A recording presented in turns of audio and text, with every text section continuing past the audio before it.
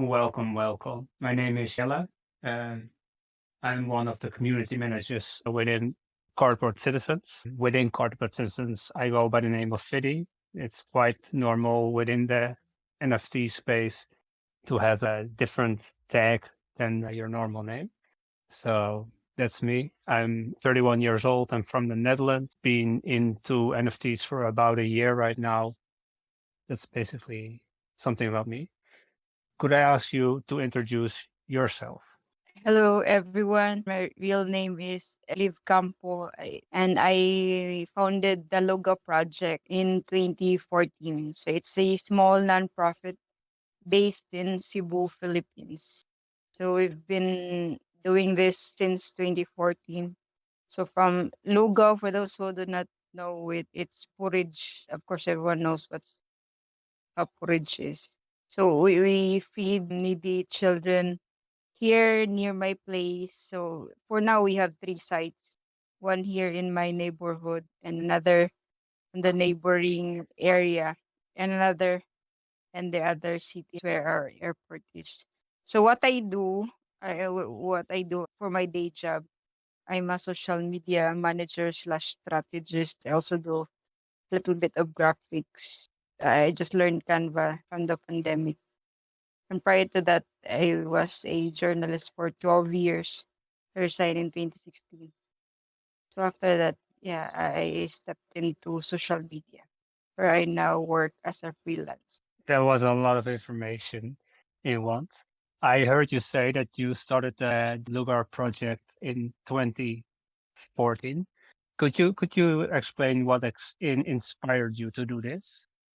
Why you started doing this? Yeah, actually, it was just accidental. I remember this was April 9, a holiday here in the Philippines. Around ng Kagitingan. It's like a hero's day. And I was so pissed off because I was voted out from a cooperative where I was one of the board of directors. Our chairman didn't like me questioning his management, so he voted me out. So I was so pissed off. I went home since it was a holiday. I cooked lugaw, then I gave it to our kids, the neighbor, the small children here in our area because we were new here back then. So then I noticed that they actually ate it and they liked it. And I saw that they were really hungry. So I thought, wow, I mean, we're not rich, we're also poor, but at least we have food. So it started from there. I realized that there were still so many here in particular. I started with only 20 or 30 children, and then it grew as years passed by. So there I saw that there's really a need to feed children. So from there, then friends asked me to also do the same to their areas, and when they have birthdays, they celebrate it with the kids until it grew not really big. But from Lugaw, we started giving lectures, we first aid trainings. We've actually outgrown from giving Lugaw. The least we could give would be burgers with juice packs. And sometimes if you have a little more budget, I'm sure you're all aware of Jollibee. Yeah, we also buy that for them, for all the kids. So there, started 2014 as Logan. Now we're kind of, we were, I think I could say we're now more than that. Wow. It's amazing how you grew it out there. One thing why I think we as corporate citizens chose your charity was because it's one of the aspects which we really highly value within the project, and it's giving back to the community and having togetherness and helping each other out. So it's really amazing work what you're doing. As you know, we have just started 2 days ago a lottery where people within the crypto NFT space can buy tickets to win a certain thing. I'll explain for you a little bit later what an NFT is because I'm not sure if are you familiar with the term NFT? Not really the nitty gritty of it. I, it's like I just see the big dome, but I don't really know what's inside it. Yeah, for sure. Well, for me, as myself as a person, I'm also quite new in the NFT space. And when I came in, I always asked my brother, what is it about? I don't understand it. I only see these beautiful art pictures, but is it only the art, yes or no? And basically, if you're looking at Cardboard Citizens, it's a project where we invite collectors into our space, and together with them, we want to inspire social acts around the world.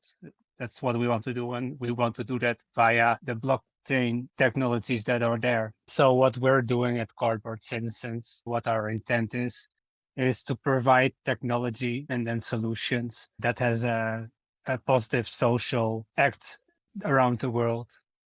And basically, we have collectors. Those are the people who are owning the JPEGs. And based on what the collectors, which is our community, wants, we will build technology around it. So that's a little bit behind Cardboard Citizens. So in the beginning of December, we came up with the idea that around the Christmas and New Year's days, we would like to give something back to Web2 community. And now we are here. So that's a little bit brief story on our side, what we are.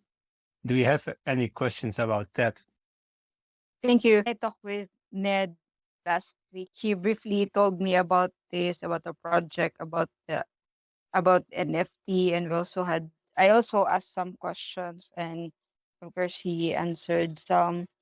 I will still have questions maybe later on as Yes. we go along. You talked Yes, about sir. starting your charity in 2014 and the reason why. What are you feeding the kids on a normal day? The first few years, yeah, Lugaw porridge because it's the cheapest way. 2014, I was still a journalist, and you know how much we are paid here. So I had to buy an whole sack of rice that's good for 1 month. So one sack of rice has 50 kilos of rice. So every time I prepare, because we used to have a station, this is at the park near here. So it's a payag, it's a small hut. So there's a stove, we can prepare the lugaw. So every time we have 3 kilos of rice per cooking, so that can feed about 50 to 60 children. So sometimes we put chocolate, I put chocolate powder or chicken bits. And sometimes because the kids would would stop eating porridge. But it depends. Sometimes we had bread. So now we closed that station because it was demolished. There was an order from the mayor because it was not our property. We were just sort of squatting there, although with the permission of the former mayor. And the new mayor assumed office. We were told to then demolish it. Then we transferred. There was no more. We had no more kitchen, so I just bought them bread and sometimes prepare them sandwich. So I had no more station. When the pandemic started, could no longer hold sessions. Yesterday, I was just giving them gifts because it was Christmas. So there's a feeding program, I just bring them bread. That's the usual thing, just bread. Because it's the easiest for me to carry. I only drive a motorbike.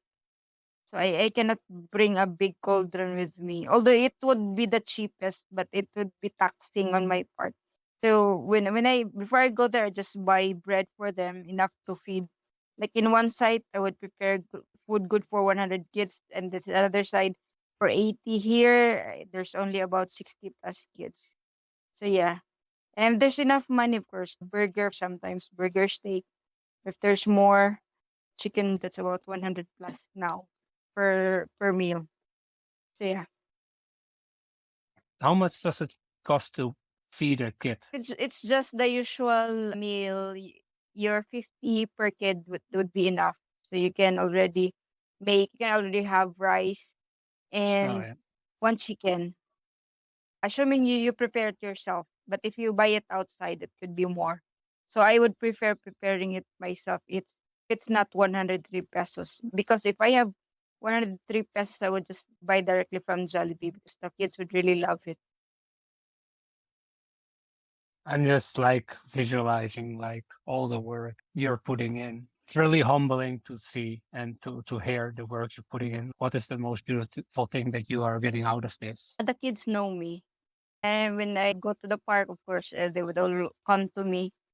And of course, when I eat there, I should bring more money because they will also eat. So say if I only have 200 for myself and they come all of them, so I need more. So it's I would always expect to have them around. So it's like they're like family. So and actually this is what I always tell my friends. Maybe I'll grow very old one day, and because they will also have kids who are homeless. Some of them were already taken by the social welfare, but there are still a few of them are still in the streets.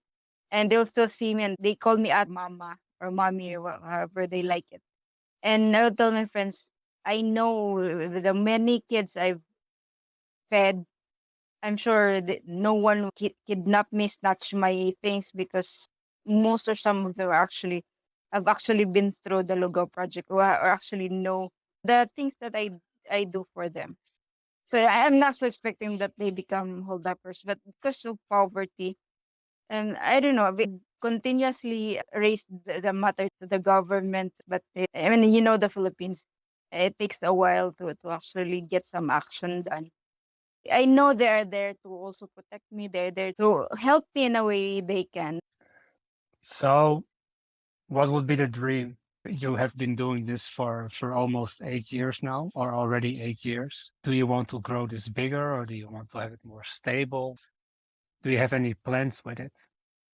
Yeah, I already mentioned this to Ned. If I could, I would give scholarship to the kids. The high school here is free, but of course they still need money for their project.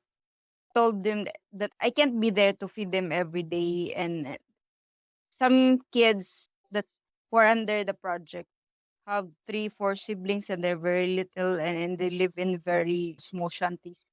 So I told Ned, if only I could give them, like, say, food allowance for 1 week, say 500 pesos, then I'll just bring it a whole pack of food that would last them for a week and that every week. That would really help a lot. It would help them so that they can go to school because there's this site that we have. The kids have to stop schooling because they have no food, they have no fare because the school is not near, so they have to ride. Their parents cannot give it to them, and especially food. I mean, it's so heartbreaking to see kids back in the dump site to work because, of course, their family cannot provide. As I said, if only I could do that. And the long plan is to establish a non-profit, an actual building, an actual physical place where the kids can stay temporarily. So there's a place where they can sleep because there are still maybe in my place alone you could actually count around 10 kids who are homeless or who have been abandoned by their parents. So they can stay at this place where they can sleep, they can have food, and where they can go to school.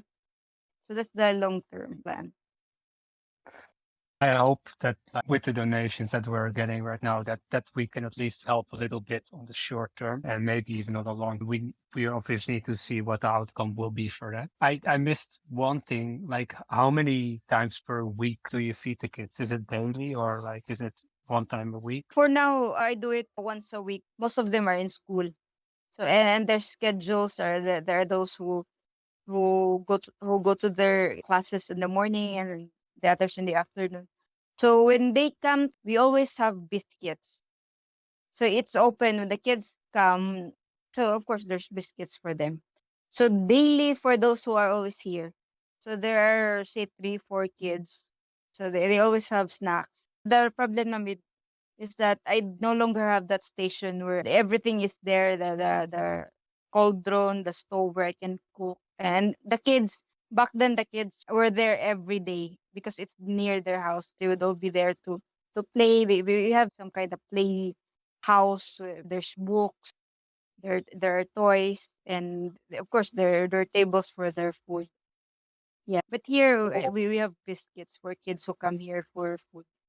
It's so heartwarming to hear the effort that you're putting into this. I just had another question about you started this alone. Are you from now also working with other people, or is it just when people have time that they will help you out, or are you still doing this all by yourself? When we still had the shanty or the station, I had two of my friends who helped me out. So they helped me with the cooking. They helped me because there were 40 to 50 kids, and I could not do it on my own. And now since I had no station, I'm doing this at home. My friends would just help me financially. They say like for this Christmas, I'll tell them I would need 300 gifts for 300 kids, and this is what I need, and they pitch in.